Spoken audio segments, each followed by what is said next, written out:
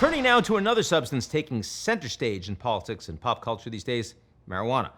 American sprinter Sha'Carri Richardson was disqualified from running in the Tokyo Olympic Games after she tested positive for the drug, opening up a whole new debate. And it comes at a time when public opinion on pot is shifting all over the world. Play faster. A lot has changed since Reefer Madness hit the theaters in 1936. The film was financed by a church group and aimed to warn viewers of the dark side of smoking pot. By the 70s, it became a cult classic on the midnight movie circuit. Today, the drug is now legal, either medicinally or recreationally, in more than 40 countries and in 37 American states.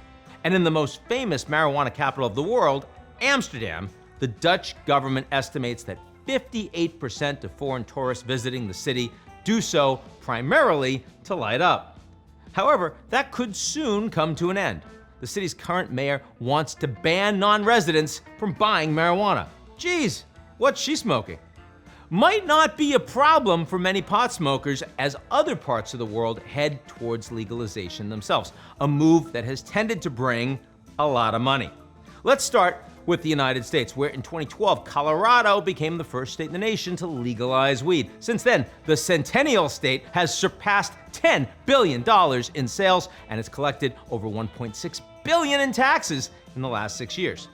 And it's not just blue and purple states that are cashing in on the green stuff. Solidly red state Oklahoma issued the most pot growing licenses out of any state in 2020, and 10% of the population of Oklahoma has already registered for medical marijuana use. With 2/3 of Americans now supporting legalization, according to Pew, you can bet that pot-related products are starting to crop up in unexpected places.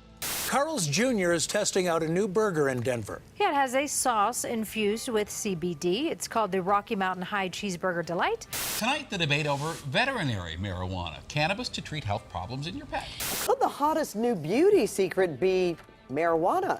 Profits aren't the only thing driving weed legalization. In 2013, Uruguay became the first country in the world to legalize recreational marijuana.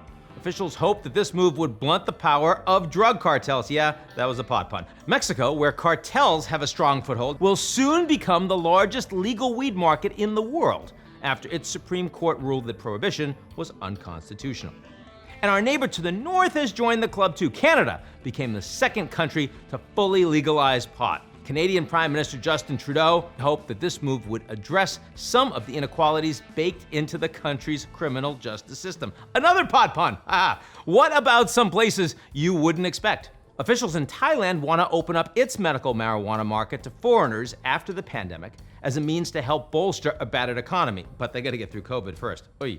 And Malawi gold. Maybe you've heard of it, maybe. Even the World Bank has praised this African nation for growing the world's, and I quote, best and finest cannabis sativa.